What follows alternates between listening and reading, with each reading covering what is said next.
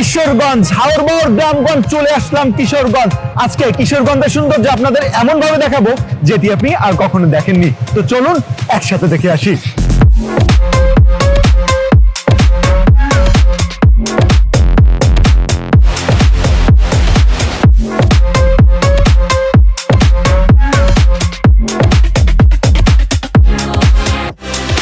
আজকের এই ভিডিওতে কিশোরগঞ্জের সমস্ত সৌন্দর্য সহ কমপ্লিট একটি ভ্রমণ গাইডলাইন দিব। তো অবশ্যই এই ভিডিওটি মনোযোগ সহকারে দেখবেন, কারণ হাওড় সহ কিশোরগঞ্জের সকল সৌন্দর্য থাকছে এই ভিডিওতে। তো চলুন ভিডিও শুরু করা যাক। Hello guys, Ismi Laksu and welcome to my blog Kishoreganj. Kishoreganj প্রকৃতির অপরূপ রূপে সাজানো এক শান্তির নীড়। বিস্তীর্ণ হাওড় নীল আকাশের নিচে দিগন্ত জোড়া জলরাশি, বর্ষায় নৌকার চলাচল আর শুকনো মৌসুমে সবুজ ফসলের মাঠ, সব মিলিয়ে কিশোরগঞ্জ যেন এক জীবন্ত সৌন্দর্যের চিত্রকলা।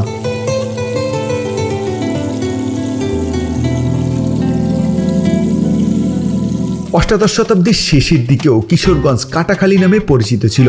তবে কিশোরগঞ্জ নামের উৎপত্তি নিয়ে একাধিক মতবাদ প্রচলিত থাকলেও ঐতিহাসিক ও জনশ্রুতি অনুসারে জমিদার বজ্রকিশোর বা নন্দকিশোরের নাম থেকেই এই জেলার নামকরণ করা হয়েছে বলে মনে হয় কিশোরগঞ্জ। কিশোরগঞ্জে আপনি বাস এবং ট্রেন দুভাবে যেতে পারবেন। আপনি যদি ট্রেনে যেতে চান তাহলে ঢাকার কমলাপুর থেকে ট্রেনে উঠতে পারেন। সেক্ষেত্রে আসন ভেদে আপনার ভাড়া পড়বে 150 থেকে 500 টাকার মতো। আর যদি বাসে যেতে চান তাহলে ঢাকার মহাখালী এবং গাবতলী থেকে সরাসরি কিশোরগঞ্জগামী বাস পেয়ে যাবেন। ভাড়া লাগবে নন এসি 250 টাকা এবং এসি সর্বোচ্চ 350 টাকা। যারা ট্রাভেলিং টাইমে ট্রাভেলিং টি শার্ট পরতে চান কিংবা ট্রাভেল রিলেটেড সমস্ত গেজেট পেতে চান, তারা এখনই যোগাযোগ করুন লাকসু পয়েন্ট ফেসবুক পেজে কিংবা স্ক্রিনে দেখানো নাম্বারে এখনই কল করুন। আমরা এখন ঢাকা থেকে সরাসরি যাব ভৈরব রেল সেতু দেখতে। আর আপনি যদি ভৈরব রেল সেতু দেখতে চান তাহলে আপনি বাস কিংবা ট্রেনে আসতে পারেন। বাসে ভাড়া লাগবে 100 থেকে 150 টাকার মতো এবং ট্রেনে ভাড়া লাগবে 110 থেকে 120 টাকার মতো। আমি এখন দাঁড়িয়ে আছি মেঘনা নদীর উপরে খুবই সুন্দর একটি সেতুতে, যে সেতুর নাম হচ্ছে সৈয়দ নজরুল ইসলাম সেতু। আর আমার পিছনে দেখতেই পাচ্ছেন খুবই সুন্দর একটি রেল সেতু, আর এই সেতুর নাম হচ্ছে ভৈরব রেল সেতু।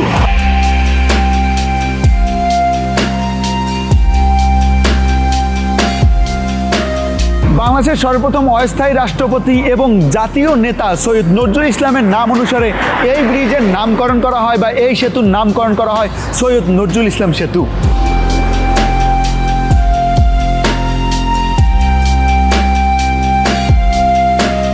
আমার পিছনে যে রেল সেতুটি রয়েছে সেই সেতুর নাম তো জানেনই, সেটি হচ্ছে ভৈরব রেল সেতু, যেটি ব্রিটিশ আমলে নির্মিত, মানে 1937 সালে এটিকে নির্মাণ করা হয়েছিল।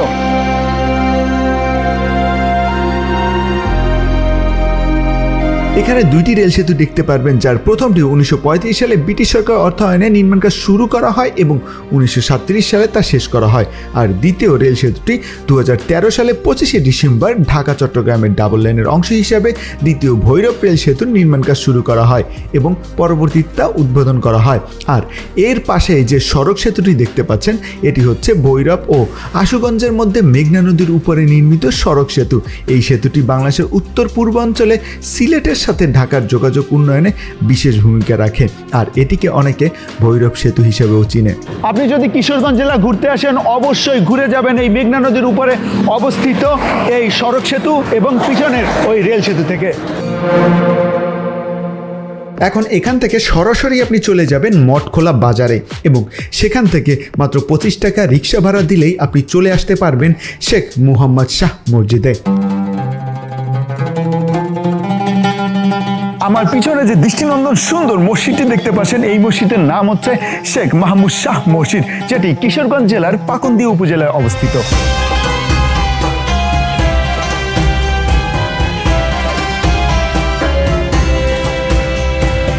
1664 খ্রিস্টাব্দে সুবেদার শায়েস্তা খানের আমলে এই মসজিদটি নির্মাণ করেছিলেন এখানকার একজন ব্যবসায়ী, যার নাম ছিল শেখ মাহমুদ শাহ। অতীতে এই মসজিদের 4 কোণে 4টি প্রস্তুর ফলক ছিল, কিন্তু সেটিকে দুর্বৃত্তরা চুরি করে নিয়ে যায় এবং এই মসজিদের 1 কিলোমিটার দূরে রয়েছে খুবই সুন্দর একটি মসজিদ। সেই মসজিদের নাম হচ্ছে শেখ সাদি মসজিদ। ধারণা করা হয় বা ধরা হয়ে থাকে যে এই শেখ সাদি এবং শেখ মাহমুদ দুজনে পরম বন্ধু ছিলেন এবং ওই যে শেখ সাদি যে মসজিদটি, সেই মসজিদটি এই মসজিদের 20 বছর আগে নির্মাণ করা হয়েছিল। এই মসজিদের মূল নাম হচ্ছে শাহ মাহমুদ মসজিদ, কিন্তু ইউনেস্কোর মুসলিম স্থাপত্যের নিদর্শন অনুসারে বা এই নিদর্শনে লেখা আছে যে এই মসজিদটির নাম হচ্ছে শাহ মোহাম্মদ মসজিদ।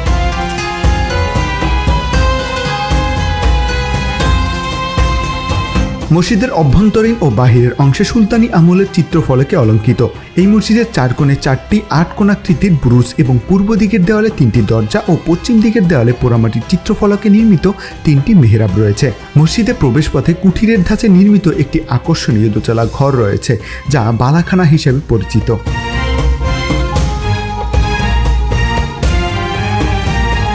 সর্বোপরি দৃষ্টিনন্দন সুন্দর 1 গম্বুজ বিশিষ্ট এই মসজিদটি দেখলে আপনার ভীষণ ভালো লাগবে। আপনি যদি কিশোরগঞ্জ জেলা ঘুরতে আসেন তাহলে অবশ্যই এই দৃষ্টিনন্দন মসজিদটি দেখে যাবেন, আপনার ভীষণ ভালো লাগবে। এখন এখান থেকে গঞ্জেরহাট বাজার কিংবা মঠখোলা বাজার চলে যাবেন এবং সেখান থেকে সরাসরি চলে যাবেন কিশোরগঞ্জ পৌর পার্কে।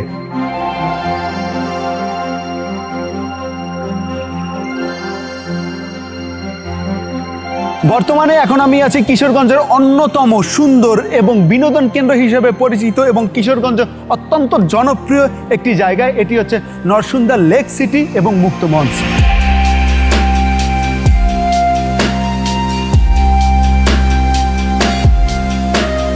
কিশোরগঞ্জ শহরের বুক চিরে বয়ে যাওয়া 100 মাইলের খরস্রোতা নদী নরসুন্দার কোল ঘেঁষেই কিন্তু এই মুক্ত মঞ্চ এবং এই লেক সিটিটা গড়ে তোলা হয়েছে। আসলে খুবই সুন্দর করে ফুটিয়ে তোলা হয়েছে বিধায় প্রচুর পরিমাণ দর্শনার্থীর সমাগম হয়।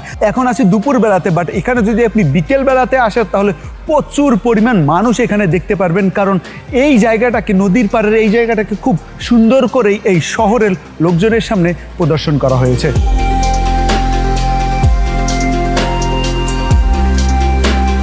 এখানে যেহেতু প্রচুর পরিমাণ মানুষের সমাগম হয়, তাই অনেকগুলো ফুডকার্ট এখানে আপনি পেয়ে যাবেন। অ্যান্ড ফুডকার্টগুলোতে জুস সহ বিভিন্ন রকমের ফাস্টফুড আইটেম আপনি পেয়ে যাবেন।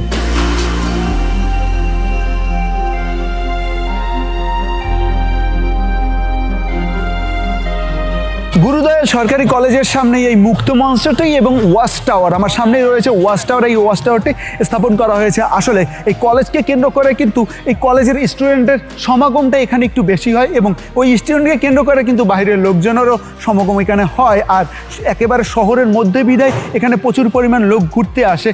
আসলে বলতে গেলে কি জানেন, এই যে নরসুন্দা যে নদীটা, সেই নদীর স্বচ্ছ বাতাসটা এখানে আসলে পাওয়া যায়। আপনি যদি কিশোরগঞ্জ ঘুরতে আসেন অবশ্যই এখানে আসবেন, দেখবেন আপনার ভীষণ রকমের ভালো লাগবে।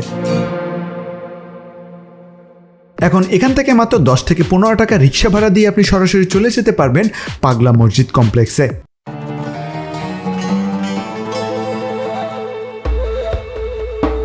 আমার পিছনে যে সুন্দর দৃষ্টিনন্দন মসজিদটি দেখতে পাচ্ছেন, এই মসজিদের নাম হচ্ছে পাগলা মসজিদ ও ইসলামিক কমপ্লেক্স, যেটিকে আমরা ঐতিহাসিক পাগলা মসজিদ হিসেবে চিনে থাকি।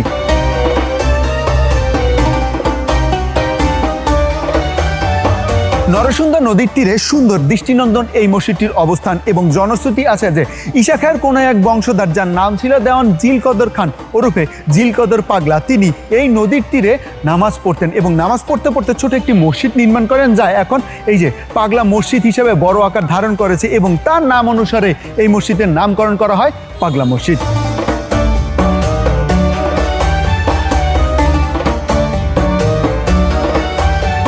ঐতিহাসিক দৃষ্টিনন্দন এই মসজিদটি দেখতে প্রতিদিন হাজার হাজার মানুষ এখানে আসে এবং এখানে আরও একটি কারণে আসে, সেটি হচ্ছে এখানে মানত করতে আসে। আমি জানি না যে ইসলাম ধর্মে মানতটা আসলে কতটা যুক্তিযুক্ত, তারপরও অনেকে আসে এখানে মানত করতে এবং তারা হাজার হাজার টাকা বা কোটি কোটি টাকা হচ্ছে মানত করে সংগ্রহ করে এই মসজিদে। কারণ এই মসজিদে বড় বড় কয়েকটি বাক্স আসে, যেটি 3 থেকে 4 মাস পর পর উন্মুক্ত করা হয় এবং সেখান থেকে কোটি কোটি টাকা এরা সংগ্রহ করে।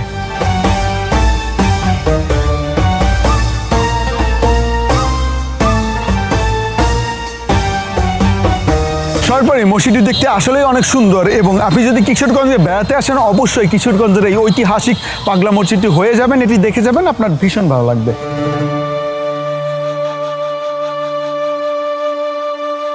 এখন এখান থেকে মাত্র 25 থেকে 30 টাকা রিক্সা ভাড়া দিয়ে আপনি চলে যেতে পারবেন শোলাকিয়া ঈদগাহ মাঠে।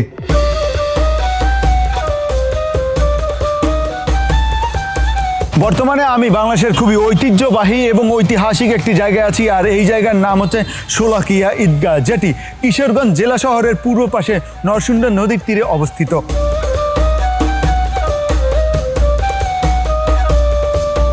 1828 সালে সুফি সৈয়দ আহমেদ নামে একজন ব্যক্তি নরসুন্দর নদীর তীরে মানে এই স্থানে সর্বপ্রথম ঈদের জামাত আয়োজন করে, এবং সেই জামাতের ইমামতি তিনি নিজেই করেছিলেন। ধারণা করা হয় তিনি মোনাজাতের সময় মুসল্লিদের প্রাচুর্যতা বোঝাতে তিনি 1.25 লাখ কথাটি উচ্চারণ করে। আবার কেউ কেউ মনে করে সেই জামাতে 1.25 লাখ মুসল্লি অংশগ্রহণ করেছে, বিধায় এই স্থানটির নাম ক্রমে ক্রমে বা আস্তে আস্তে শোলাকিয়াতে পরিণত হয়। এই স্থানটি ঈদুল ফিতর এবং ঈদুল আজহার নামাজ আদায়ের জন্য বেশ সুপরিচিত এবং বিখ্যাত। আর এই শোলাকিয়া ঈদগাহ ময়দান দেশের বৃহৎ ঈদগাহের মধ্যে অন্যতম, আর এখানে প্রতি বছর বিপুল সংখ্যক মানুষ ঈদের নামাজ আদায় করতে আসে। আর 2025 সালে শোনা গেছে যে এখানে প্রায় 6 লক্ষাধিক মানুষ একাধারে নামাজ আদায় করেছিল। আবার অনেকে ধারণা করে মুঘল আমলে এই পরগনার রাজস্ব ছিল 1.25 লাখ, সেখান থেকে 1.25 লাখিয়া এবং আস্তে আস্তে কমে কমে সেখান থেকেই এই স্থানের নামকরণ করা হয় শোলাকিয়া। আপনারা যারা কিশোরগঞ্জে ঘুরতে আসবেন তারা অবশ্যই এই কিশোরগঞ্জের ঐতিহাসিক শোলাকিয়া ঈদগাহ ময়দানটি দেখে যাবেন এবং এর ইতিহাস সম্পর্কে জেনে যাবেন, আপনার ভীষণ ভালো লাগবে। আর কিশোরগঞ্জে যদি আপনি এসে এই শোলাকিয়াতে না আসেন তাহলে অনেক বড় একটি প্লেস মিস করে যাবেন।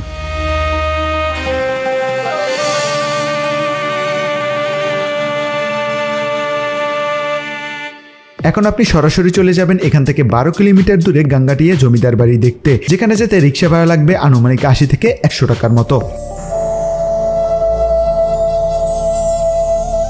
আমার পিছনে যে দৃষ্টিনন্দন সুন্দর বাড়িটি দেখতে পাচ্ছেন এটি একটি জমিদার বাড়ি, আর এই জমিদার বাড়ির নাম হচ্ছে গাঙ্গাটিয়া জমিদার বাড়ি।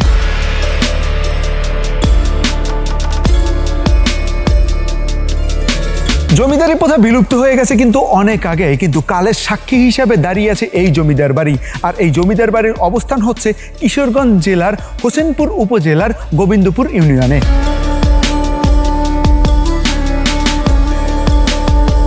মূলত এই জমিদার বাড়ির যাত্রা শুরু হয় 1800 শতকের শেষের দিকে। দীননাথ চক্রবর্তী নামে একজন ব্যক্তি সে ইংরেজদের কাছ থেকে হোসেন শাহীর যে পরগনাটা ছিল সেই পরগনার কিছু অংশ কিনে এখানে জমিদারি শুরু করে।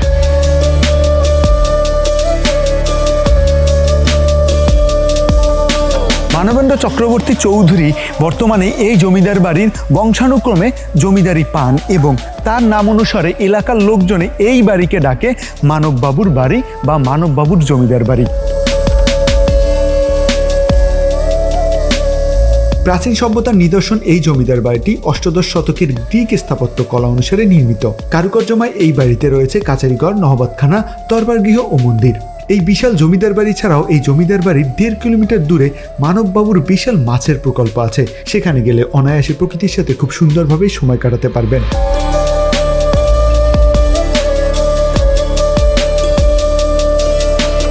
আপনি যদি কিশোরগঞ্জ জেলা ঘুরতে আসেন আর আপনি যদি এই জমিদার বাড়িটি না দেখেন তাহলে অনেক বড় কিছু মিস করে যাবেন।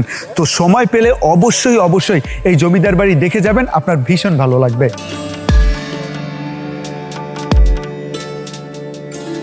এখন আপনি এখান থেকে শহরে চলে যাবেন এবং সেখান থেকে 50 থেকে 60 টাকা রিক্সা ভাড়া দিয়ে সরাসরি চলে যাবেন ঈশাখার দুর্গতে। বর্তমানে এখন আমি আছি কিশোরগঞ্জের ঐতিহ্যবাহী একটি জায়গায় এবং ঈশাখার স্মৃতি বিজড়িত একটি দুর্গ, যেটির নাম হচ্ছে জঙ্গলবাড়ি দুর্গ।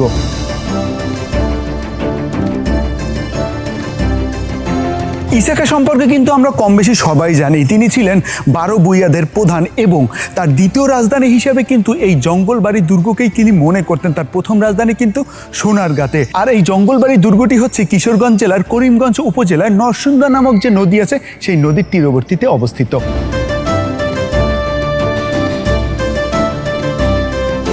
1885 সালে ঈসা খাঁ এই দুর্গটি দখল করে, কিন্তু এই দুর্গ দখল করে দুইটি রাজাকে পরাজিত করে, একজনের নাম রাম এবং লক্ষণ হাজরা। কিন্তু ঈসা খাঁ বা রাম বা লক্ষণ হাজরা কেউ কিন্তু এই দুর্গটি নির্মাণ করেনি। ধারণা করা হয় প্রাক মুসলিম যুগে এই দুর্গটি নির্মাণ করা হয়েছিল।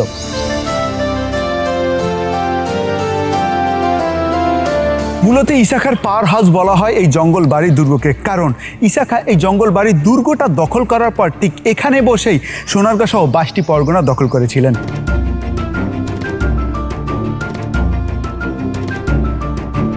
বাড়ির সামনে ঈসা খাঁর সময় খনন করা একটি দিঘি আছে, তার পাশেই আছে একটি 3 গম্বুজ বিশিষ্ট মসজিদ। ধারণা করা হয় ঈসা খাঁ তৎকালীন সময় এই মসজিদটি নির্মাণ করেছিলেন। মসজিদটি দেখতে কিন্তু আসলেই সুন্দর, কারণ মসজিদটিতে রয়েছে মুঘল আমলের স্থাপত্য শৈলীর ছাপ। 2005 সালে 12 জুন দুর্গের ভিতরে দরবার গৃহের সংস্করণ করে স্থানীয় প্রশাসন ঈসা খাঁ স্মৃতি জাদুঘর ও পাঠাগার স্থাপন করে।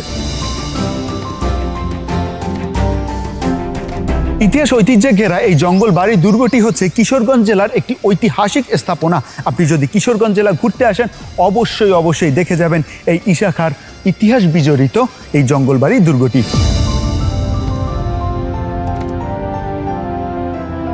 এখন আপনি এখান থেকে মাত্র 50 টাকা সিএনজি ভাড়া দিয়ে সরাসরি চলে যেতে পারবেন নিকলি জিরো পয়েন্টে। কিশোরগঞ্জের এখন সব থেকে যেটি বিখ্যাত সেটি হচ্ছে নিকলি হাওর, মিঠামইন, অষ্টগ্রাম এবং ইটনের সুন্দর রাস্তা।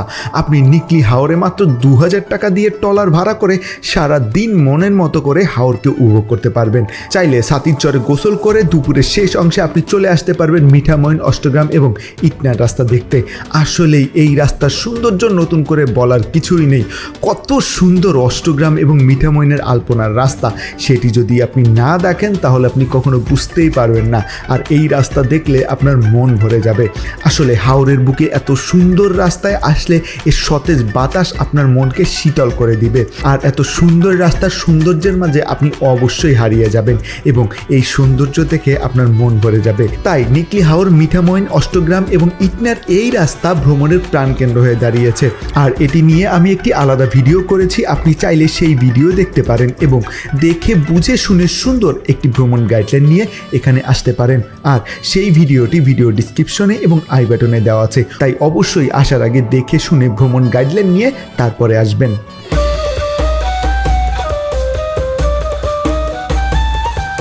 আমার পিছনে দৃষ্টিনন্দন এবং ঐতিহ্যবাহী একটি মসজিদ রয়েছে এবং এই মসজিদের নাম হচ্ছে দেওয়ানবাড়ি শাহী মসজিদ। অনেকে এই মসজিদকে ইটনা শাহী মসজিদও বলে থাকে।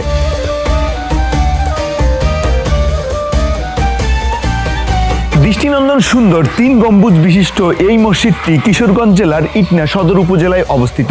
আপনি যদি ইটনা জিরো পয়েন্টে আসেন, সেখান থেকে মাত্র 30 টাকা অটো ভাড়া দিলেই আপনি এই মসজিদে চলে আসতে পারবেন।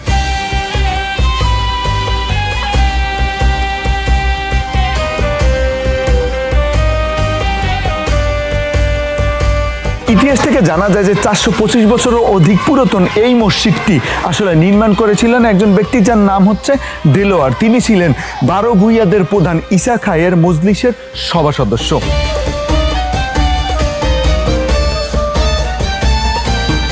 আমরা সবাই এই মসজিদকে ইটনা শাহী মসজিদ বা দেওয়ানবাড়ি শাহী মসজিদ হিসেবে চিনলেও স্থানীয় লোকেরা এই মসজিদকে চিনে গায়েবী মসজিদ কিংবা 3 গম্বুজ মসজিদ হিসাবে।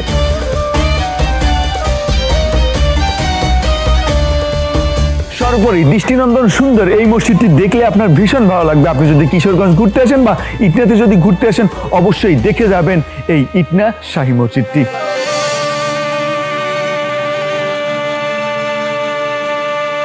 আজকের মতো এ পর্যন্তই। দেখা হচ্ছে নতুন ভিডিওতে নতুন কোনো দিনে। সেই পর্যন্ত ভালো থাকবেন, সুস্থ থাকবেন, আমার জন্য দোয়া করবেন। আল্লাহ হাফেজ।